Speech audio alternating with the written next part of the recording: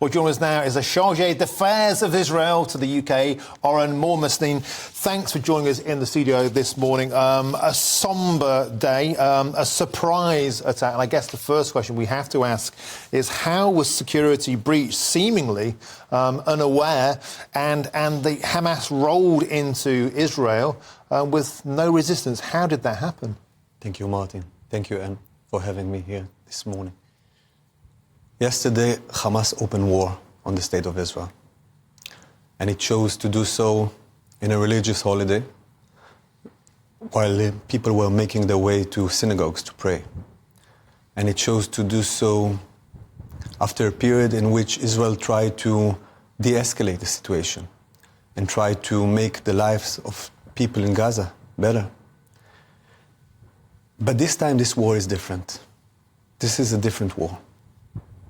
This war is in our streets. Hamas terrorists infiltrated our towns, our villages, our homes, trying to shoot down elderly people, women, children. And you know, so often, and we can discuss those as well, we discuss the geopolitical, strategic situation. With your permission, this morning, I want to share also the small stories that make up the big story. An Israeli family in their living room in a village. This is on video. And they've got terrorists inside their living room. And you can hear the shouts. The terrorists are shouting at the people. You can hear a little boy crying. Mommy, what are they going to do to us? Another video. This video, you can see an Israeli teenage girl. She's been dragged in the streets of Gaza. Terrorists are pulling her by her hair. Thank you. I can see it moved. No, you know, you can see this girl, and she has blood all over her body, grabbing her by her hair, and the terrorists shove her into a car, and her eyes, petrified eyes, thinking what they're going to do to me. These eyes stay with you long after the video is gone. You talked about emotions. I have two girls. We all have children. And I ask you here this morning, what kind of people commit these atrocities to other people, to children? These are the terrorists we are dealing with. And just think of a situation in which, God forbid, in the streets of Manchester or Liverpool, you would have terrorists walking in your streets trying to shoot down civilians and to take into captivity as many people as they can. Children, we know that they have children. This is what we're dealing with. Oren, can I just ask, we know that in the situations you've just described, people have been taken, children have been taken as hostages back into Gaza to presumably be used as what we call human shields.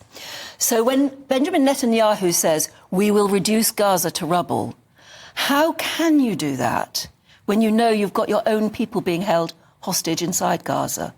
Nobody really wants out-and-out war, do we? Obviously, we will not and we cannot discuss military schemes right now on air. But I can tell you this, we will win this war. We will win this war, but it will be with a very hefty price. Oren, this war has been going on for my entire life. I remember it as a boy. You know, my children now saw this on their screens yesterday, and we were deeply moved by what we saw. And I was having to explain to them, this has been going on all of my life. Years. You say you will win this war. What does victory look like? This has been going on now for lifetimes. You know, thank you for this very, very accurate question. Victory looks like having your family safe. I think, Martin, this is what we would ask for your children. This is what I ask for my daughters. This is what the people of Israel is asking from the government of Israel, and the government of Israel will answer and will prevail. And this is what the government of the UK will do. And I think you mentioned earlier Prime Minister Sunak's strong words. And President Biden's strong words. Yeah. Absolutely. Because people see it for what it is. These atrocities are nothing that we've seen in the past. So, yes, a victory will be removing the threat of Hamas and allowing our families to live in peace and quiet. This time yesterday morning was when we first started to see the pictures and we were reporting on what was happening. And we could barely believe our eyes because it seems like, you know, such a giant step backwards to be taking such actions against, you know, human being on human being. Seems so wrong. What was it like for you yesterday morning when you realised this was going on? We can see how moved you are today. As you said, you're a parent. What was it like for the rest of the people, your colleagues that you work with here in London? I can't describe it in words. We all have family in Israel. I have family in Beersheba, very close to where the terrorists launched this attack. But rockets fell on the houses and streets of Tel Aviv, and rockets fell in Jerusalem. So we are all struggling with this, but we are united in the sense that this is a war that we must win in, and we will win. But I want to share with you these tragedies that we're dealing with. You know, there was in the kibbutz Nirim. This is a kibbutz near Gaza. This is an Israeli-UK family. And again, they're in their home, and they hear gunshots, and then they understand that the terrorists infiltrated their home. They run to the safe room. They hear the shootings inside their home. They hear the terrorists trying to break their way into their safe room. And then the terrorists decide to set fire to the apartment. And they have a baby named Kai. So what do? They take the baby and they raise him as much as possible, high as much as possible, to the window. This is what we're dealing with. I've been to Israel many times and love your country. As far as I remember, you still have national service, I think, in Israel, don't you? So young people do their national service. So presumably now you are going to conscript those young people. So again, you've probably got family who may be involved, who may be called up to actually serve in some way. How do you feel about that? Obviously, families are worried. But families are united, knowing that this is the right thing to know.